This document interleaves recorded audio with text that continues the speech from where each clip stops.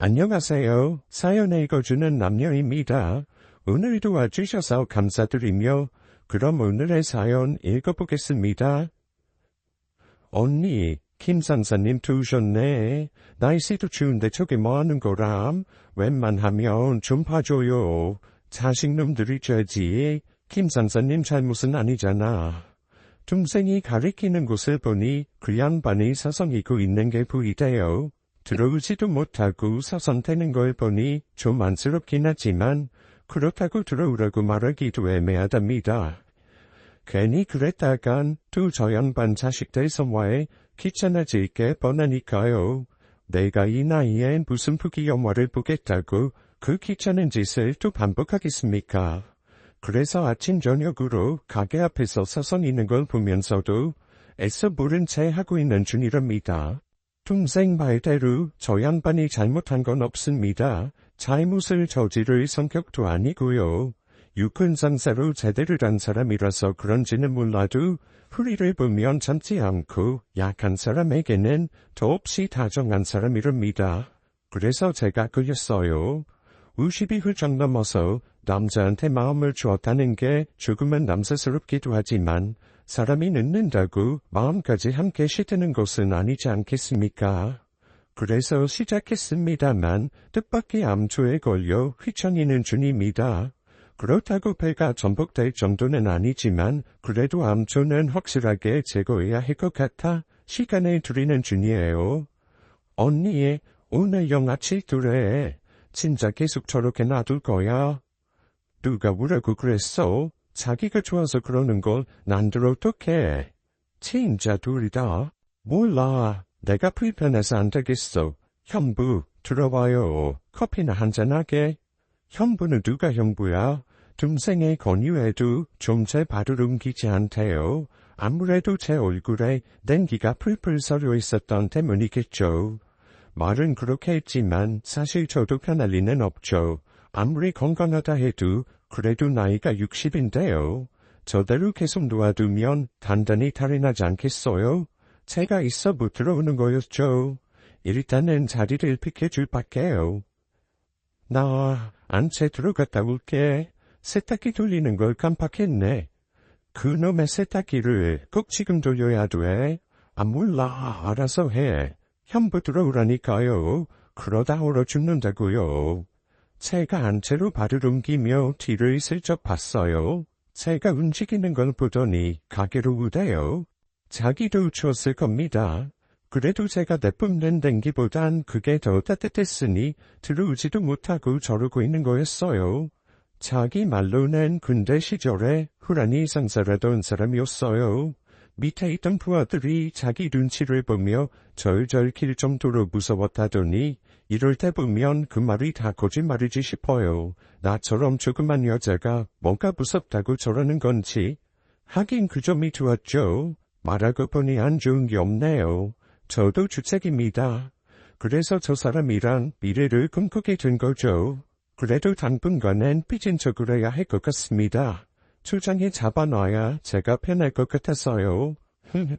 오늘은 제가 얼마 전에 겪었던 사건에 대해 이야기를 해드릴까 합니다. 여기서 소개되는 영화 같은 얘기들에 비하면 너무 밋밋한 이야기일 테지만 그래도 제겐 인생을 통틀어 가장 드라마틱한 사건이었으니 한번 들어봐 주세요. 안녕하세요. 전 50대 중반의 여성입니다. 자식도 없고 남편도 없이 여자 혼자 몸으로 악착같이 살아가고 있어요. 제가 두 군데 가게를 오가며 일하고 있어요. 반찬 가게랑 가곡수. 그래서 더 서로를 의지하고 기댈 수 있었답니다. 사람들은 그럽니다. 왜 맞고 사냐고. 조선시대도 아닌데 남편에게 매여 살 이유가 뭐가 있냐고 그러죠. 그럴 바엔 이혼을 하든지 아니면 경찰에 신고라도 하면 되지 않냐면서 저희 같은 여자들을 은근히 비하하는 눈초리를 보내거든요. 그 말이 당연히 맞죠. 이혼도 있고 경찰에 신고를 해도 되는 거 맞습니다. 아니면 친정에 말을 해서 구해달라고 할 수도 있는 거겠죠. 지극히 상식적인 사람이라면 그러는 게 맞지만 저희들은 그게 안 됐답니다. 폭력, 특히 지속적으로 이어지는 폭력은 사람의 바보로 만들어버리는 힘을 가지고 있기 때문입니다. 똑똑하다고 해서 피해갈 수 있는 것도 아니에요. 돈이 많다고 그로부터 안전해질 수 있는 것 역시 아니고요. 폭력은 그 사람의 지위구와 따위와는 상관없이 사람을 멍청하게 만들 수 있답니다. 왜 그런지 궁금하시죠? 맞다 보면 알게 돼요. 처음 맞았을 때만 해도 내가 왜 맞아야 되는 건지 몰라서 반항도 하고 이유를 캐묻기도 하지만 계속 맞다 보면 점차 그런 생각이 사라지게 돼요. 수시로 맞다 보면 생각할 수 있는 건 오직 하나뿐이거든요. 남편의 가혹한 배질 앞에서도 그 폭력이 부당하다는 생각 따위는 못하고 안 맞고 살 수만 있으면 세상 행복하겠다는 생각만 떠오른답니다. 그래서 어제 남편에게 맞아 갈비뼈가 부러졌어도 오늘 미안하다며 다정하게 말하는 남편을 보는 것만으로도 감사해야 할 정도가 된답니다. 그게 폭력이에요. 저희 같은 여자들을 조종하는 마법 같은 거죠. 그렇게 생각하면 저희처럼 남편에 비해 쉼터 같은 곳을 찾아든 여자들은 정말로 대단한 거예요. 자기 스스로 폭력이 나쁘다는 걸 인식하고 자신을 구하기 위해 용기를 낸 거니까요. 참 불쌍한 여자들이랍니다. 쉼터에 오는 피해 여성들 대부분은 정말로 갈 데가 없어서 온 거거든요. 누구처럼 친정이 있어 기댈 수도 없고 가진 돈도 없어 허름한 여인숙 하나 구할 수 없는 그런 여자들이 모여드는 곳이니까요. 쉼터는 그런 피해 여성들에게 주어지는 최후의 수단이라는 뜻입니다. 두 동생들도 그랬어요. 한해, 그러니까 지금 반찬 가게를 맡아서 하는 정혜는 전라도 해남 쪽에 친정이 있긴 하지만 찢어지게 가난한 친정에 가는 것이 너무도 죄스럽다는 아이였고요. 칼국수집에 맡아주고 있는 좀순이는 그럴 친정조차도 없는 아이였답니다. 그 어디도 갈 수가 없던 아이들이었으니 쉼터를 찾아든 거였어요. 근데 저는 두 동생들과는 많이 달랐어요.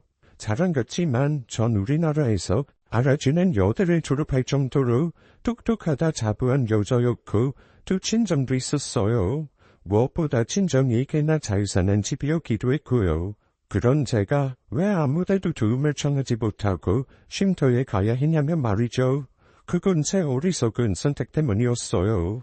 그 선택이 어리석은 것이었다는 걸 부모님에게 보여주고 싶지 않아 혼자서 큰건 알아야 했던 거였답니다. 전 남편을 처음 만난 곳이 저희 학교 앞에 있던 자그마한 액세서리 가게였어요. 원래 여대 앞엔 그런 곳이 많아요. 꾸미는 걸 누구보다 좋아할 나이대의 여자들이 때로 몰려 있으니 그런 가게들이 안 생기는 게 더 신기한 일이죠. 전 남편은 그 가게에서 일을 하던 사람이었어요. 사실 처음엔 남편이 사장인 줄 알았어요.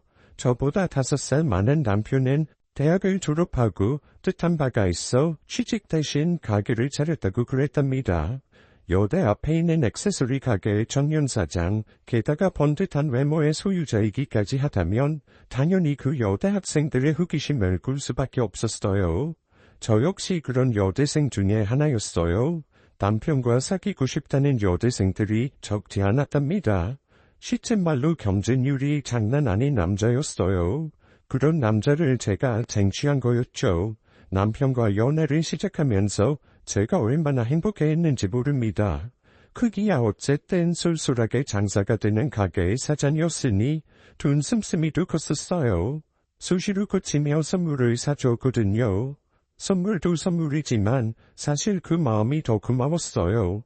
저를 세상에서 가장 사랑한다는 그 말도 좋았고요. 더없이 자상한 남자와의 연애가 단지 연애로만 끝날 수는 없었답니다. 결국 저는 남편과 결혼을 하겠다고 나섰어요. 그게 3학년 때였어요. 학교도 졸업하지 않은 상태에서 제가 결혼을 하겠다고 하니 부모님이 난리가 나셨답니다. 20년 넘게 공들여 키운 딸이 학교도 때려치우고 결혼을 하겠다는데 어떤 부모가 반격했어요. 그래도 거기까진 괜찮았습니다. 문제는 아빠가 남편을 만난 후부터 불거졌습니다. 결혼 승낙을 얻기 위해 저희 집을 찾은 남편에게 이런저런 질문이 쏟아졌어요. 저놈한테 듣지 않으자니까 땡땡 대학을 나왔다더구만. 아이 그렇게 좋은 학교를 나왔으면서 왜 취직을 안 하고 장사를 선택한 건가? 내가 알기론 그쪽이 월세나 보증금 같은 게 만만치 않을 텐데 그 돈은 부모님이 주시는 건가? 끝도 없는 질문이 쏟아졌답니다. 자기 딸을 데리고 갈 사람이니 제대로 알아야 하는 게 부모 마음이었겠죠. 제 앞에선 그리 여유롭던 사람이었는데 저희 아빠 앞에선 안쓰러울 정도로 떠는 게 부이 정도였어요. 그럴 수밖에 없었어요. 저희 아빠가 정말 무서운 분이시거든요.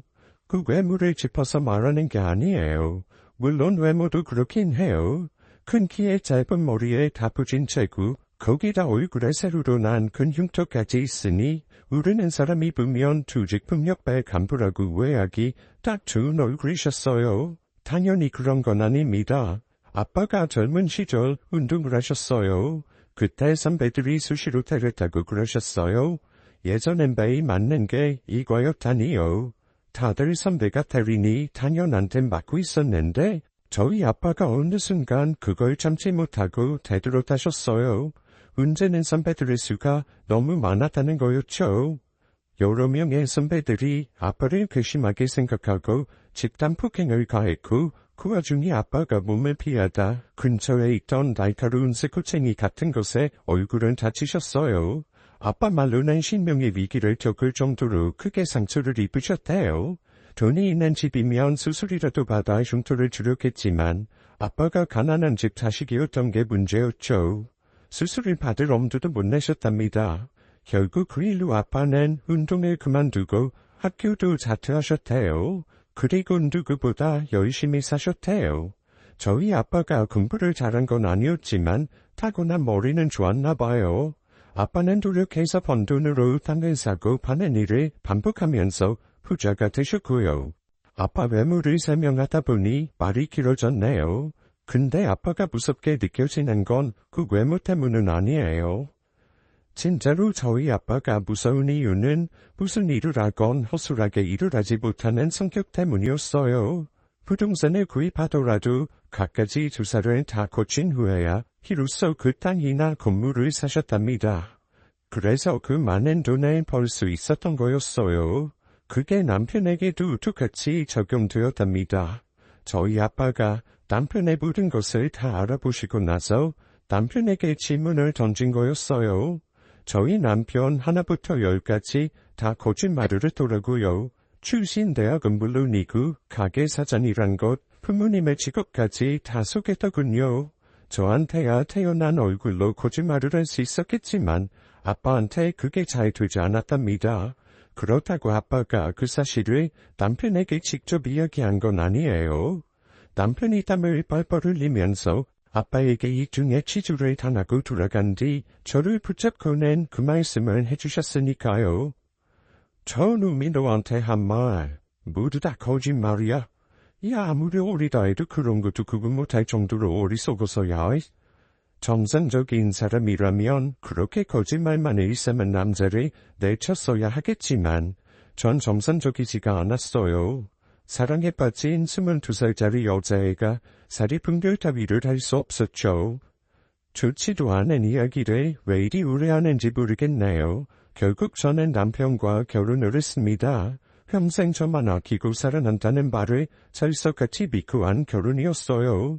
부모님이 반대하시고 나섰어요. 절대로 승낙 못한다 하셨죠. 정하고 싶으면 후적을 파고 나가라고까지 하셨어요. 그래서 그렇게 했어요. 제 무덤을 제가 판 거였죠. 결혼식조차 울리지 못하고 시작한 남편과의 결혼 생활은 처음부터 최악이었어요.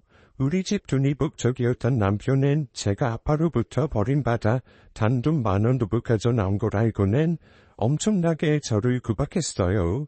돈 가져오지 못하면 네가 죽으라는 말까지 했었답니다. 그런다고 제가 돈을 가져올 수는 없었어요. 아빠가 엄마에게 단단히 못을 박으셨거든요.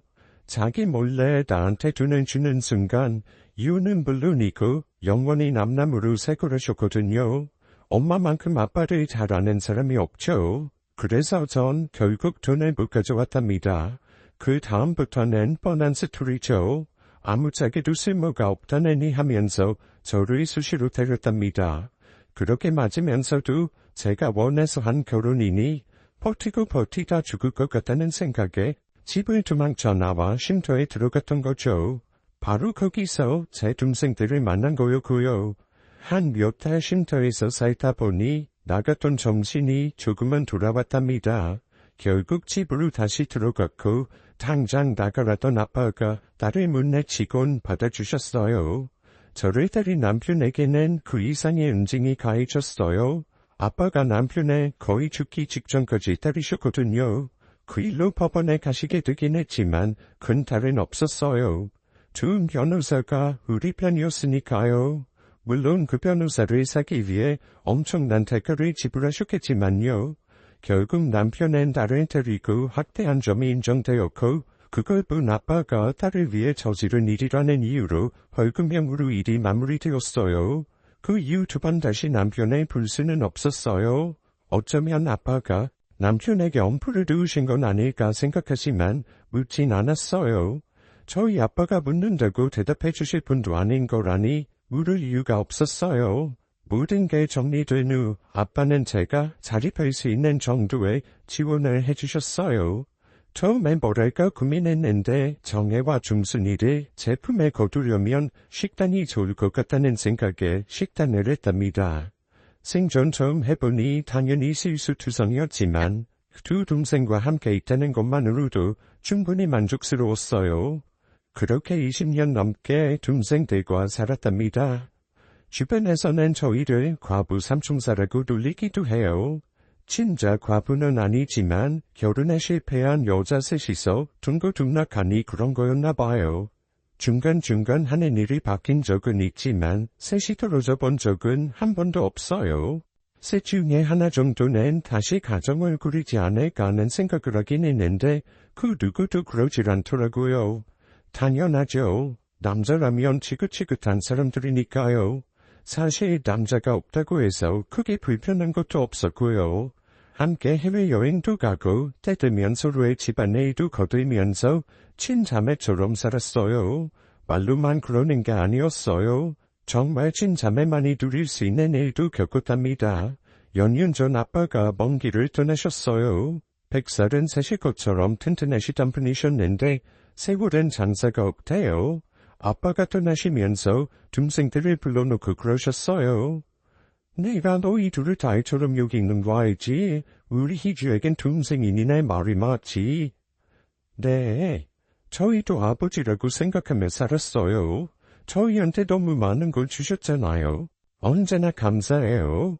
우갈 데 없는 저희들을 가족으로 받아주시고 이렇게까지 살게 해주신 은혜에 제가 평생 갚을게요. 쓸데없는 소리 한다. 에이 고마운 건 나다. 니들이 있어서 희주가 힘들지 않게 살아온 걸 은혜다 모를까. 니들을 좀 더 보살펴주고 싶었는데 아무래도 힘들 모양이다.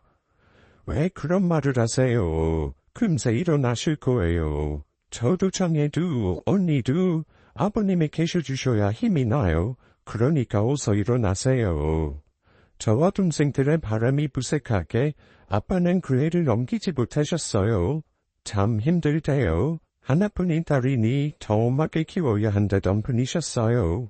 그래서 힘들기도 했지만 그런 아빠가 아니었으면 전 진짜 엉망진창이었을 거란 걸 누구보다 잘 안답니다. 아빠가 떠나고 엄마가 동생들에게 선물을 주었어요. 큰 건 아니지만 동생들이 하던 가게를 인수해 각자 앞으로 주셨답니다. 당연히 애들은 난리가 났죠. 평생 받은 것만으로도 죄송해서 몸둘 바를 모르겠는데 이런 것까지 주냐는 거였죠. 지들이 아무리 안 받겠다고 해도 그럴 수는 없었어요. 아빠가 주겠다는 걸 안 받으면 그게 더 죄송할 일이었으니까요. 그만큼 아빠가 동생들을 아끼셔서 그런 거였어요. 근데 더 큰 이유는 저를 생각해서 그러신 거였죠. 제가 외롭지 않게 살 수 있도록 항상 제 곁에 머물러 달라는 부탁을 그런 식으로 하신 거였어요.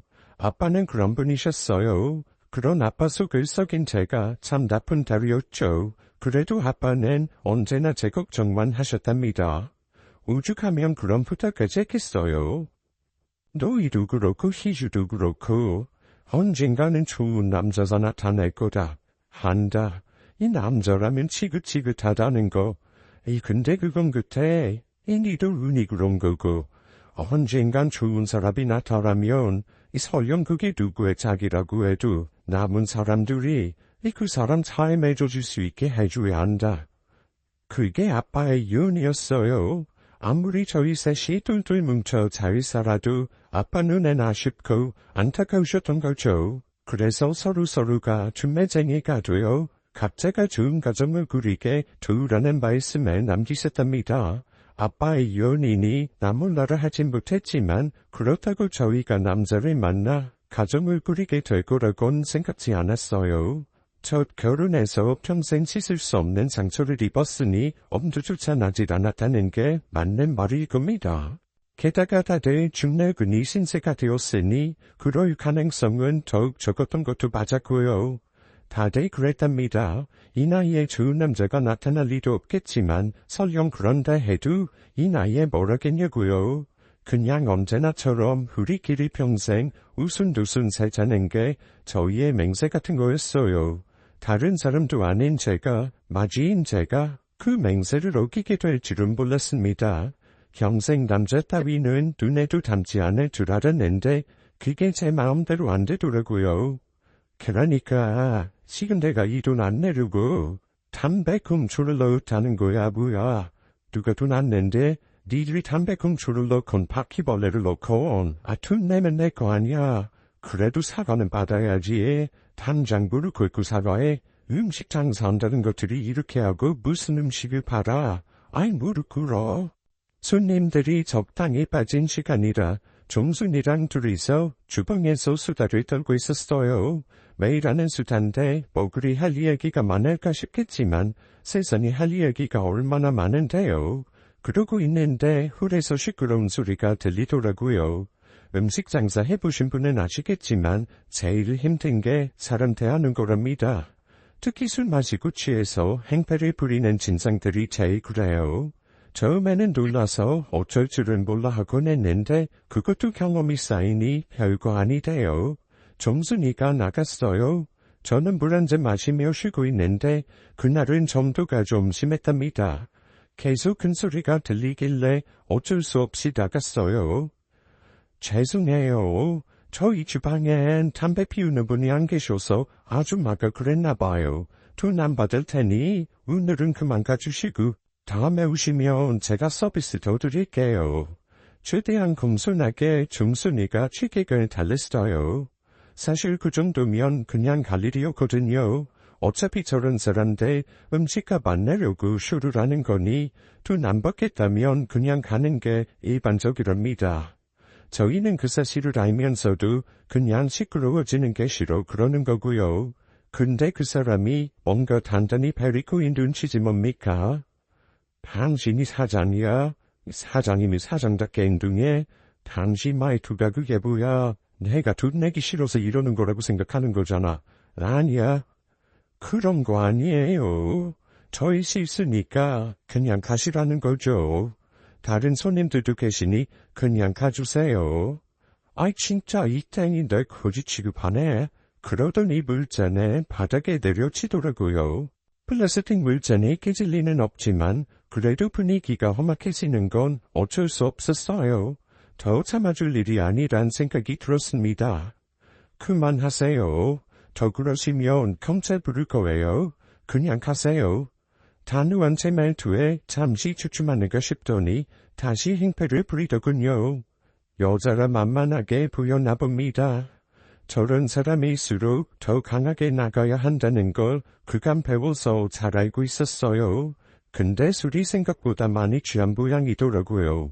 제가 차갑게 말하니 오히려 그런 저를 때릴 때 손을 지켜오려거든요. 저희가 남자의 북녘에는 몸이 굳는 사람들이었어요. 예전 그 안문 때문이죠. 미쳤어? 당신 뭐야? 저를 때리려는데 손을 들자 정순이가 온몸으로 매달리지 뭡니까? 언니인 제가 맞는 걸 지켜볼 수는 없어서 그런 거였죠. 그렇다고 제어가 될 리가 없죠. 아무리 취해도 남자 힘을 이겨낼 순 없으니까요. 그때였습니다. 야, 이 새끼야. 남자 새끼가 오잘 짓이 없어서 여자한테 손을 올려. 너 진짜 죽어볼래? 마침 가게를 들어오던 김상사님이 그 장면에 목격하고 손에 썼답니다. 저희 가게 근처에서 철물점을 하고 있던 김상사님은 30년 가까이 군 생활을 하다가 제대하고 나서 철물점을 하는 이었어요. 철물점을 하긴 하지만 그 일만 하는 건 아니었어요. 군대에 있으면서 각종 자격증을 따서 못하는 게 없었던 사람이었어요. 게다가 사람도 참 진국이었어요. 회지 줍고 다니는 어르신들을 보면 띠어가를 걸어주든 음료수를 갖다주든 하는 사람이었답니다. 눈이 오면 누구보다 먼저 나와 주변에 쓸기도 하는 그런 사람이기도 했고요. 주변에서 칭찬이 자자한 사람이었어요. 바로 그 김상사님이 취객을 단숨에 제어했답니다. 어떻게 한 건지는 모르겠는데 팔을 뒤로 꺾어서 제 친히 취객이 죽으려고 하던걸요. 단순히 체구만 놓고 보면 그 취객이 훨씬 컸는데도 상대도 안 됐답니다. 체구가 그리 크지는 않지만 한눈에 봐도 여간 다 부져 보이지 않던 사람이었어요. 평생 군인으로 살았으니 그럴 수밖에 없었죠. 뭐랄까, 극저의 아빠 같았달까요? 물론 아빠에 비하면 덩치는 훨씬 작았지만 풍기는 분위기가 비슷해서 그런 느낌을 받았어요. 잠깐 동안의 소동은 너무도 싱겁게 끝이 났어요. 처음엔 잠시 반항하는 듯 보였던 취객이 김상사님의 얼굴을 보자 바로 거리를 내렸거든요. 김상사님이 누군지 아는 눈치였어요. 참 신기하대요. 취객은 잘 봐줘야 40대 중후반의 덩치 큰 남자였는데 반해 김상사님은 저희가 알기로도 거의 60이 다 되어가는 나이였거든요. 나이로 보나 덩치로 보나 상대가 안 될 것 같은 적이 김상사님이었는데 오히려 취객이 김상사님의 기세에 눌려 도망을 쳤으니까요. 괜찮습니다. 뭐 어디 다친지는 없고요. 네, 도와주셔서 감사합니다. 아유, 감사는요. 밥이나 주세요. 그렇게 한바탕 소동이 끝나고 나서부터가 또 다른 수다의 시작점이었어요. 반찬가게 문을 닫고온 정혜한테 중순이가 한바탕 수다를 떨었답니다. 진짜 네가 봤어야 했는데 그 작은 사람이 이렇게 발을 확 꺾으니까 풀시키가 꼼짝을 못하더라고. 우리나라 군인들은 다 그렇게 싸움을 잘하는 걸까? 김상사 나이가 57인가 그러지 않았어? 그 나이 사람도 그런데 20대 애들은 난리도 아니겠다. 니가 진짜 뭘 몰라. 김상사 아니라 김원사. 그리고 김원사님 예전에 무술 교관 그런 것도 했었대. 그래서 그렇게 싸움 잘하는 거고. 원사는 또 뭔데? 몰라. 그냥 김상사라고 할래. 둘에도 있잖아. 월남에서 돌아온 새카만 김상사. 딱 그런데 뭘. 근데 넌 김상사에 대해서 왜 그리 잘 알아? 설마 우리 막내 김상사한테 관심이라도 있어? 진짜 우리 언니 눈치 없는 건 알아줘야 돼.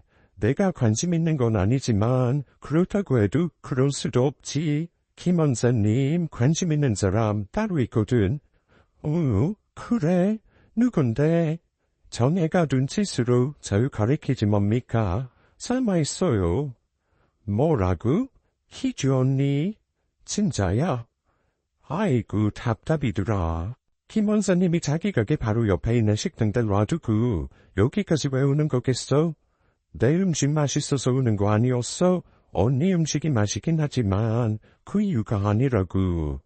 정혜 너 무슨 말이 하고 싶은 건데 언니 돌리지 않으면 하루가 심심해? 놀리는 거 아니야 진짜야. 김원사님이 근처 사람들한테 언니 이야기 붙고 그러는 거 아는 사람은 다 아는 얘긴데 왜 그러겠어? 언니한테 관심 있어서 그러는 거잖아. 두 사람은 몰랐어? 진짜야? 우리 몰랐는데. 그나저나 그게 사실이면 우리 언니 좋겠다. 이것들이 진짜 남자라면 치가 떨린다. 수다 그만 들고 빨리 정리해. 문 닫고 가서 쉬어야지.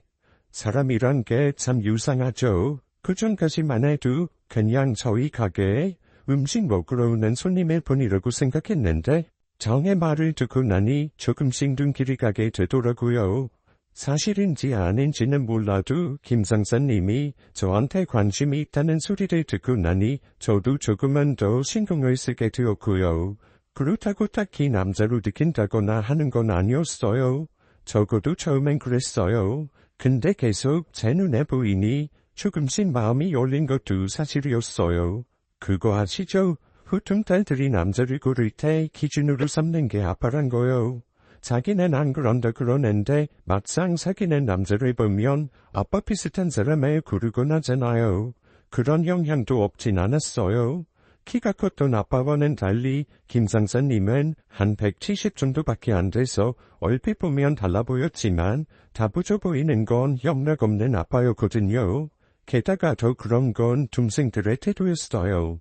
이것들이 글쎄 아빠의 연애에 따른답시고 김상사님과 저를 엮어주겠다고 나서지 뭡니까? 전 그것도 몰랐어요. 단순한 아빠의 소망 정도로만 생각했던 저와는 달리 정혜와 종순이는 아빠가 한 말을 잊지 않고 계속 마음에 담아두고 있었던 거였어요. 그래서 김상사님과 저를 엮으려고 몰래 수작질을 했던 거였고요. 언니, 나 바빠서 그러는데 철수쌤이 좀 사다 줘. 철수쌤이 그거 창고에 있지 않나? 내가 창고 가볼게. 없어, 내가 이미 봤어.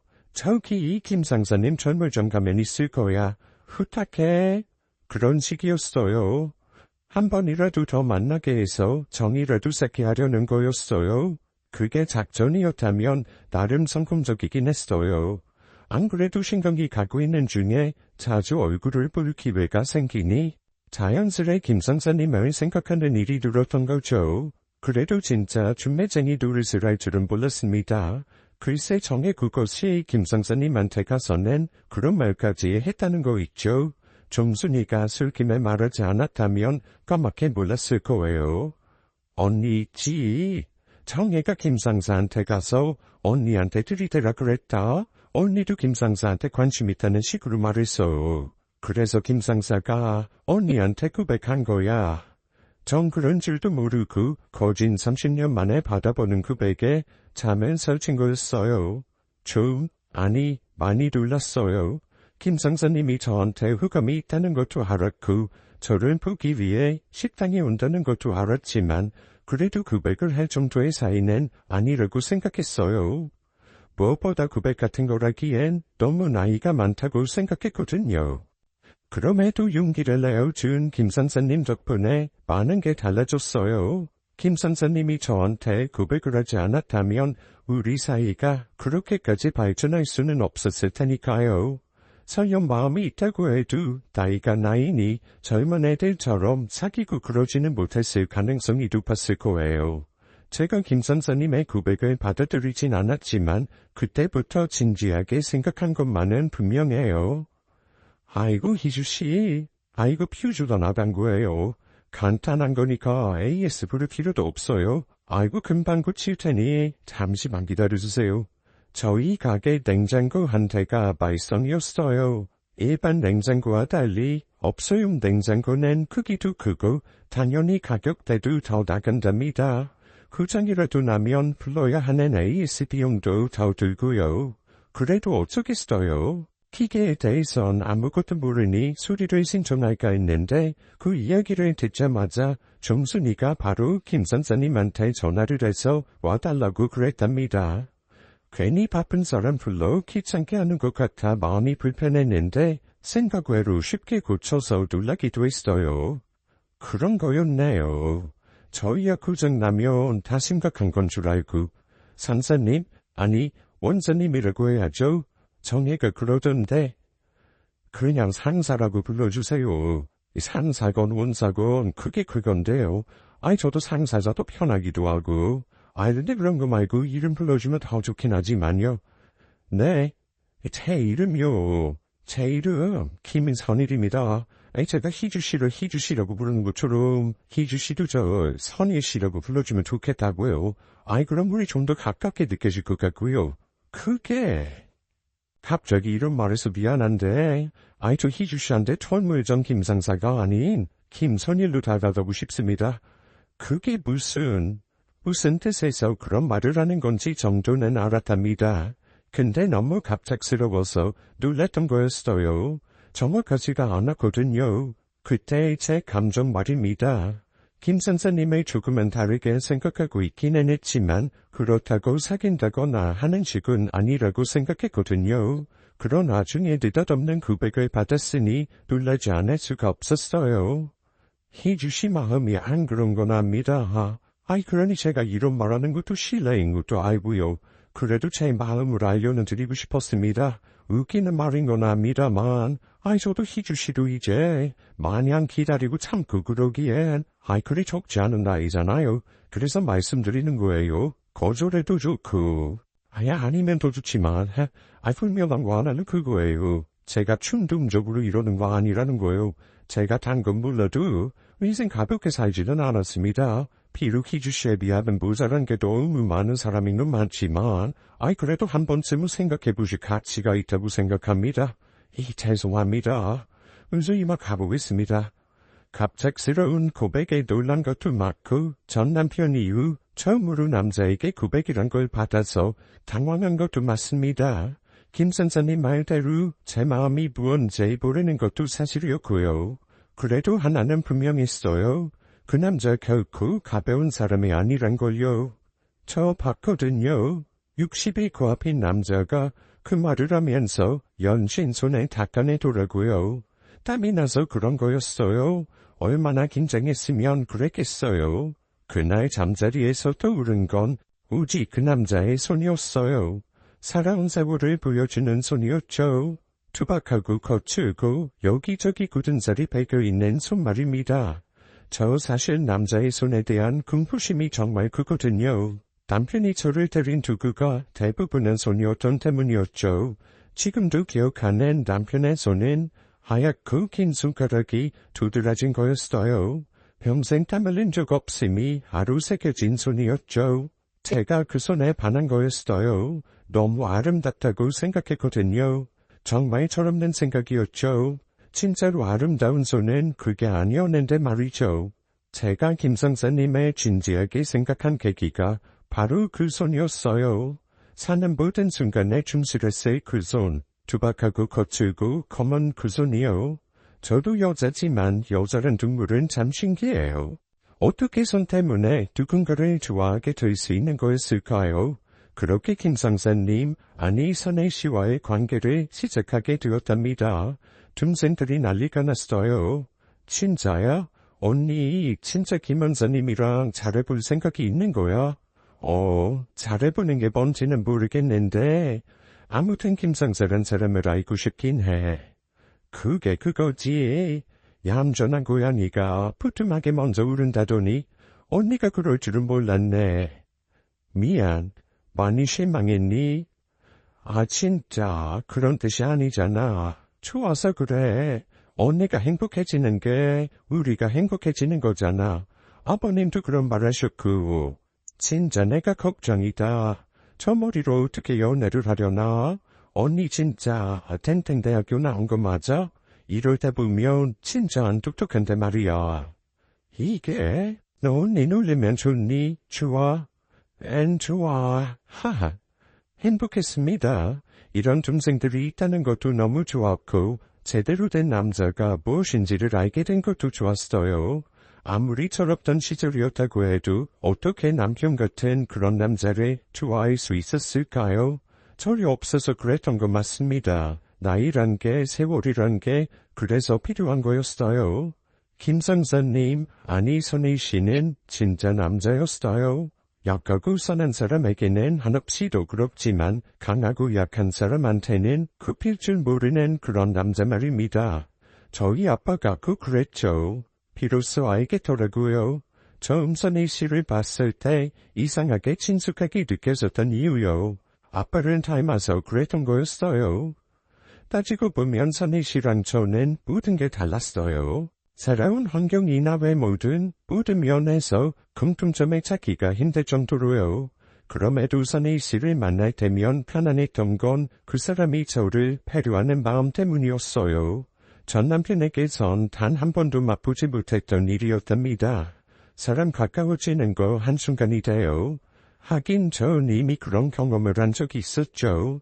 정혜랑 정순이가 그랬죠. 겨우 며칠 만에 친자매처럼 서로를 아끼게 되었으니까요. 그렇게 20여 년을 보듬으며 살아온 것처럼 저도 선희 씨와 남은 아이들을 서로 아끼고 사랑하며 살 수 있을 거란 생각을 점점 더 많이 하게 됐어요. 그 끝은 당연히 결혼이어야 했죠. 사랑한다고 해서 무조건 결혼을 해야 하는 건 아니지만 그래도 결혼이라는 걸 통해 더 단단히 이어질 수 있다는 게 제 생각이에요. 그래서 전 남편과 결혼을 했던 거였죠. 물론 말도 안 되는 실패를 경험하긴 했지만요. 선희 씨와는 실패 없는 결혼 생활을 할 수 있겠다 싶었는데 그게 잘 안 됐어요. 우리 두 사람의 문제가 아니었답니다. 아빠가 처음 제 결혼에 반대했듯 선희 씨의 자식들, 아들과 딸이 저희 결혼을 격하게 반대하고 나섰어요. 솔직히 이해가 잘 안 됐어요. 선희 씨의 자식이긴 했지만 선희 씨의 삶에 끼어들 자격이 없었으니까요. 선희 씨가 어린 나이에 결혼을 했다고 했어요. 아들과 딸 하나씩 낳고 살았는데 여자, 그러니까 선희 씨 와이프 되는 사람이 군인의 아내로 사는 걸 그리 탐탁지 않아 했다더라고요. 도시와는 떨어진 곳에서 사는 것도 그리 마음에 들지 않았었고 무엇보다 가난한 군인의 아내로 사는 게 별로였던 모양이었어요. 그래서 중사로 근무할 무렵 결국 이혼을 했다고 선희 씨가 그랬어요. 두 아이는 와이프가 양육하기로 하고 선희 씨는 월급 거의 전부를 양육비로 보냈다더라고요. 자기는 군인이니 입고 먹고 자는데 거의 돈이 들지 않아서 괜찮았다고 그랬는데 사실 그럴 수는 없는 일이었죠. 그럼에도 그랬던 건 선희 씨가 그만큼 책임감이 강한 사람이었기 때문이었죠. 안타까운 건 아주 어릴 때부터 자식들을 거의 못 보고 살았다는 거였대요. 그 부분이 가장 미안한 부분이라고 그러더라고요. 제가 아이를 낳아보지 않아 잘 이해를 못하는 건지는 몰라도 아무리 부모 자식이어도 자주 못 보고 살면 애틋함이 주는 거 아닐까요? 실제로도 그렇게 보이기도 했고요. 선희 씨는 몰라도 자식들은 그렇더라고요. 근데 그런 자식들이 갑자기 나타나서는 결혼 반대를 외치니 그게 이해될 리가 없었죠. 선희 씨가 그래요? 우리 결혼할 거라고? 그런 건 아닌데 아버지는 그랬으면 하는 눈치 같은데요. 아무튼 아직 결정된 건 없어요. 근데 왜 온 거예요? 저희는 이 결혼 찬성 못한다는 말씀 드리려고요. 아직 결혼한다고 한 것도 아니긴 한데요. 내가 궁금해서 그래요. 선희 씨랑 어려서부터 따로 살았다고 들었어요. 그리고 선희 씨 찾아온 적도 거의 없었다는 말도 들었고요. 근데 왜 갑자기 나타나서는 결혼에 반대한다는 건지 이해가 잘 안 가서요. 이유가 있어야 하나요? 저희 자식이잖아요. 엄마가 보주시는데 그런 분이 다른 사람이랑 결혼한다니 유쾌할 리가 없잖아요. 그래서 그러는 거예요. 이혼한 지 20년도 더 넘었잖아요. 이혼을 했으면 부부도 아니고요. 근데 왜 결혼을 못해요? 그리고 자식들도 홀로 외롭게 사는 아버지가 행복하게 살면 좋지 않나요? 진짜 궁금해서 물은 것도 맞지만 한편으론 아버지가 행복해지는 건 못 보겠다는 식으로 행동하는 두 사람이 못마땅해서 더 그러기도 했어요. 선희 씨 혼자서 참 외롭게 지냈거든요. 저랑 만난 지가 1년 가까이 됐는데 단 한 번도 자식들이 찾아왔다거나 전화로 안부를 물었다는 이야기조차 한 적이 없었을 정도였답니다. 말만 가족이지 거의 남남처럼 살던 사람들이 왜 갑자기 결혼 이야기가 나오니 불이 나게 찾아와서 반대한다고 말하는 것인지 알 수가 없었어요. 그냥 싫어요. 그 나이에 무슨 결혼이에요? 이제 살 만큼 살았는데 그래야 돼요. 남들 보기도 민망하고 아무튼 그래요. 그건 자기들 생각이고요. 아버지 생각은 왜 안 해요? 아버지가 얼마나 외롭게 사는지 알기는 해요. 명절이나 생일 때 찾아와 본 적은 있어요. 전화는 해요. 그걸 왜 대답해야 해요? 그건 저희 가족 일이에요. 삼자가 관여할 게 아니라고요. 선희 씨 보기가 딱해서 그래요. 그래요? 말 그대로 난 삼자일 수도 있어요. 근데 삼자인 나조차도 선희 씨가 외롭게 사는 게 안쓰러운데 정작 자식인 두 사람은 그런 게 아무렇지도 않아 보여서 하는 말이에요.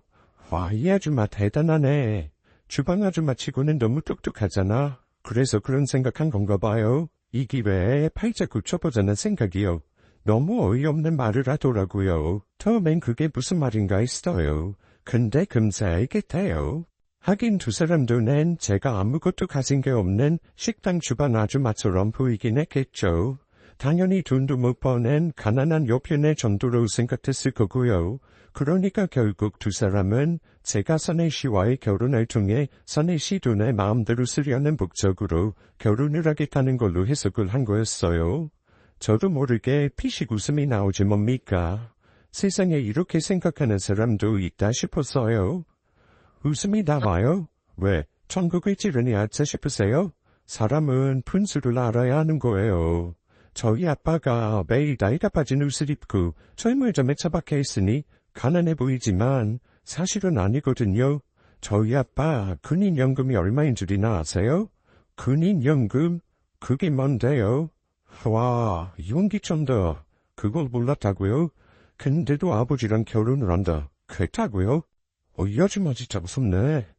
주방에서 몰래 엿듣고 있던 정순이가 정말로 열이 받았나 보더라고요. 자기가 끼면 안 된다 싶어서 그냥 있었는데 두 사람이 하는 말이 너무 예의에 어긋나는 거라 참을 수가 없었던 거죠. 정순이가 한성격하거든요. 이 사람들 진짜 말막하네. 군인연금 그런 게 있다고는 들었어. 근데 그게 뭐? 우리 언니가 그깟 군인연금 몇 푼 뜯어먹으려고 결혼을 한다는 거야 뭐야. 내가 진짜 기가 차서. 아주 많은 분데요. 왜요? 같은 처지에 있는 사람들끼리 편이라도 들어주고 싶어요. 그깟 군인연금이라고. 진짜 무식하네. 잘 들어 아줌마. 우리 아버지가 군생 얼마 30년이에요. 원사로 전역한 것 정도면 알겠죠? 그렇게 전역하면 연금이 나와요. 군무원연금이나 국민연금은 일정한 나이가 되어야 나오지만 군인연금은 달라요. 전역하면 바로 나오거든요. 액수도 크고요. 월 300이 넘는다고요. 놀랍죠? 아줌마 하루 종일 설거지해서 한 달 내내 일해도 200도 안 될 텐데요. 근데 아버지는 아무것도 안 해도 그 돈이 그박 들어와요. 그거 노린 거잖아요. 이 기회에 지긋지긋한 주방일 안 하려고. 아이고 부러워라. 김 선생님 완전 부자네. 근데 말이지, 세상에 그것보다 더 큰 부자가 얼마든지 있거든. 우리 언니가. 중순아, 제 목소리만 들어도 알죠? 세월이 얼만데요.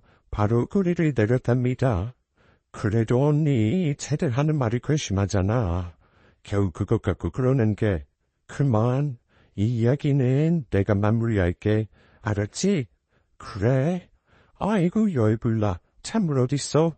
정순이가 주방으로 들어가 속을 식힐 때 이야기를 이어갔습니다. 나 진짜 몰랐어요. 선희 씨가 그런 말을 안 해줘서. 근데 하나만 알아줘요. 나 그 돈 누리고 선희 씨 만나는 거 아니에요. 내가 부자는 아니지만 그래도 나 먹고 살 정도는 있어요.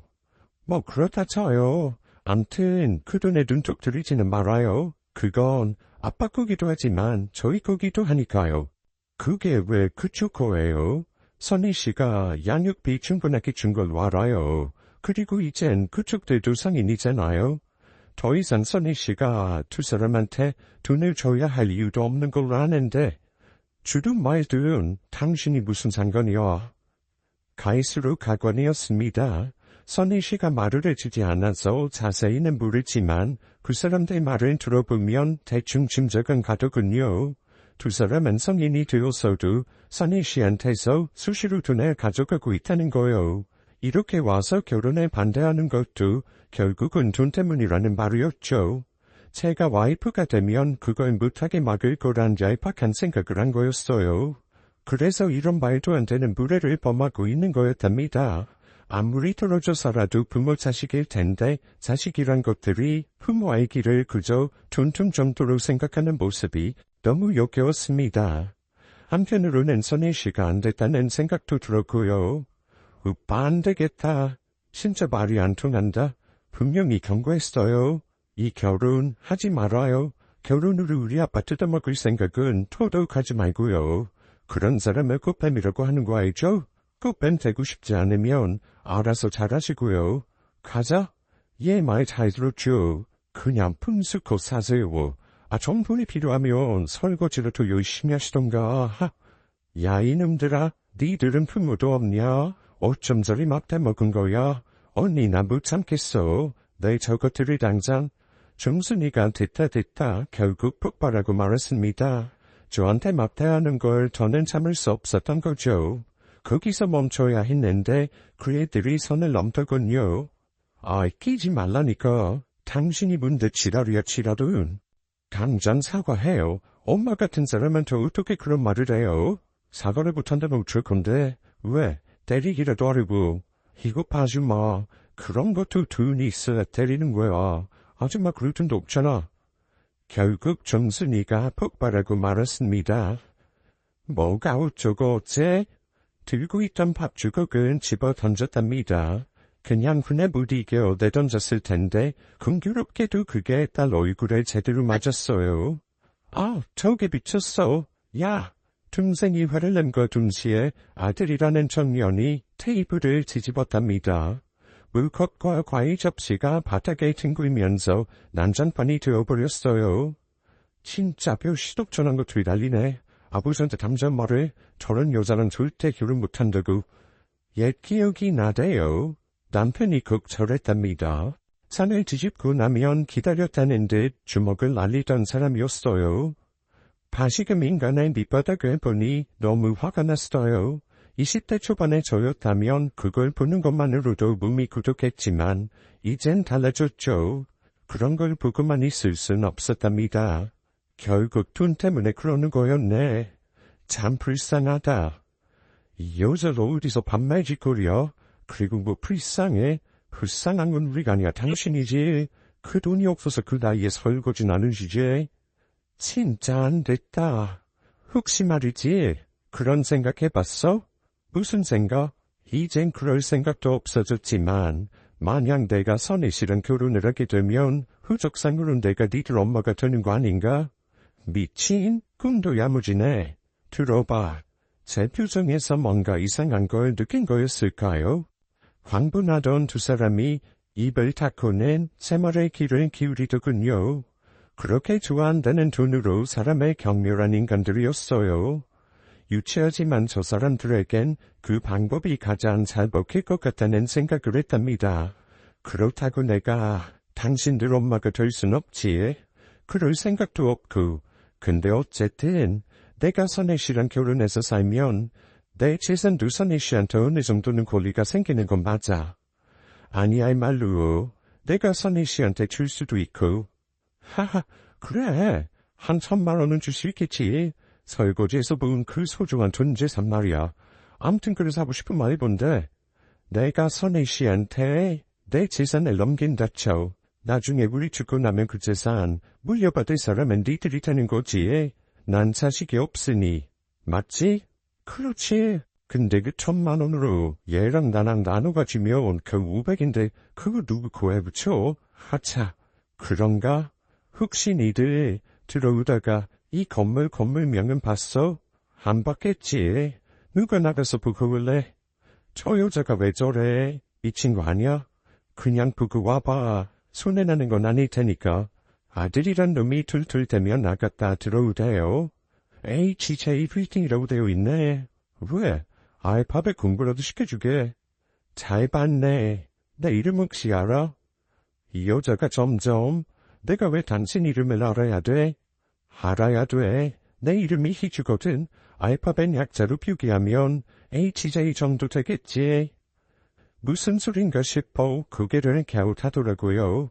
그러다 딸이 마구태요. 대박. 그래서 당신 이름이 약자가 이 건물명이랑 같으니까 이 건물이 당신 거라는 말이야. 진짜 어이가 없다. 맘대로 생각해. 심심하면 둔기소 가서 건물 둔기부 등본이라도 대보든가. 이제 그만 가. 다시는 울지 말고. 바로 그때 선희 씨가 들어왔습니다. 아무래도 정순이가 전화를 한 것 같았어요. 난장판 속에 있던 아이들과 저를 보던 선희 씨가 두 사람을 데리고 갔습니다. 나한테는 연신 미안하다는 말을 하면서요. 정순이가 두 사람이 무슨 짓을 했는지 알려주었대요. 그래서 선희 씨가 난리를 부렸답니다. 두 번 다시 오지 말라고까지 했대요. 근데 그 말을 안 들었답니다. 이틀 뒤 두 사람이 저희 가게로 왔거든요. 그리고 깍듯하게 사과를 하지 뭡니까? 죄송해요. 트로이가 아버지를 잊는다는 생각이 너무 흥분했습니다. 죄송해요. 그냥 너무 서운해서 마음에 없는 소리 한 거예요. 오빠랑 저 두 분 결혼하는 거 진짜 찬성해요. 진심인 거 아시죠? 알았으니까 가요. 그리고 다시 오지 말고요. 당신들 소원대로 이 결혼 안 할 테니 걱정하지도 말고요. 아니요. 결혼하세요. 두 분 좋아하시잖아요. 안 가면 검찰 부를까요? 영업항해 중이라고. 그렇게 갔습니다. 어쩌면 다시 올지도 모르겠네요. 아니 다시 올 겁니다.